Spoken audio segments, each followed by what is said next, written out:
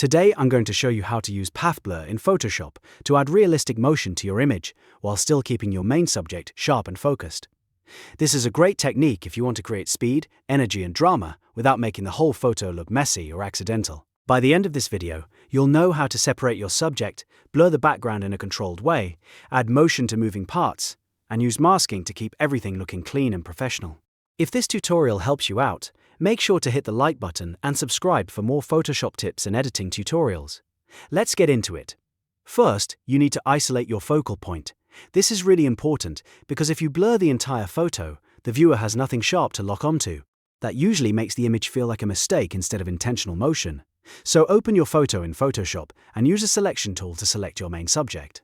If you have it available, select Subject from the floating taskbar is a quick and easy option. Once your subject is selected, press Ctrl and J to duplicate it onto a new layer. This gives you a clean copy of the subject on top of the image. Rename that layer Sharp Subject so it stays organized. Now look at the original background layer underneath. Right-click that layer and choose Convert to Smart Object. This is important because it lets you apply blur non-destructively.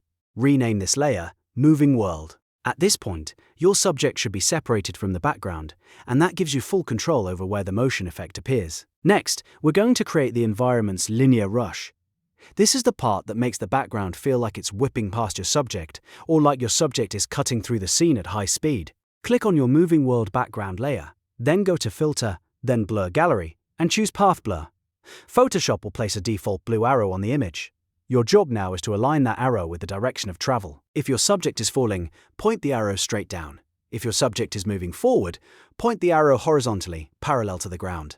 And if your subject is moving toward the camera, you can draw multiple paths stretching from the center outward to create more of a zoom burst look. That helps simulate speed coming straight at the viewer. On the right side, you'll also see a centered blur option. If the motion is strictly one-directional, like a runner moving forward, or a car driving across the frame, you can uncheck centered blur to make the motion trail feel more natural.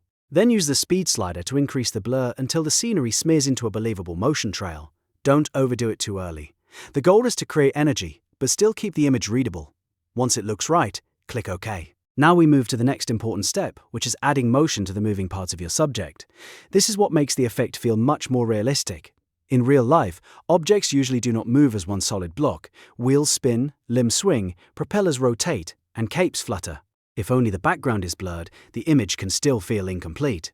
So now select your Sharp Subject layer and right-click it, then choose Convert to Smart Object. Again, this keeps your editing flexible. Go back to Filter, Blur Gallery and choose Path Blur again. This time, you'll want to click on the center of the default arrow and hit Delete to remove it. After that, draw custom paths over the parts that should be moving fastest. For rotational or spinning motion, like wheels, propellers or fans, click points sequentially in a smooth arc or circle along the outer edge of the spinning object. Keep centered blur checked for this type of movement because it helps create a more natural rotational blur. For articulated motion, like running legs, swinging arms or moving machinery, draw short and slightly curved paths that follow the arc of the motion. For example, an athlete's arm might move from the shoulder down toward the hand, and a flying object might have details that flex or shift in a curved path. Once the paths are in place, raise the speed slider until the textures soften into a convincing blur pattern. The key here is balance. You want motion, but you do not want to destroy the form of the subject. When it looks believable, click OK. At this point, you may notice the center of your subject looks a little too soft, especially because the blur was applied across the whole subject layer. That is completely normal. And this is where masking saves the edit. Go to your Layers panel and find the White Smart Filters mask under the Sharp Subject layer. Click that mask to activate it. Now grab the brush tool by pressing B and set your foreground color to black. Lower your brush opacity to around 50% so you can build the effect gradually instead of removing too much at once. Paint over the core, rigid, structural center of your subject. That could be an athlete's chest or torso, the central axle of a machine, or the main body of a flying object. The idea is to anchor the subject so it still feels solid, while the edges and moving parts keep the motion energy. If needed, zoom in and refine the mask carefully.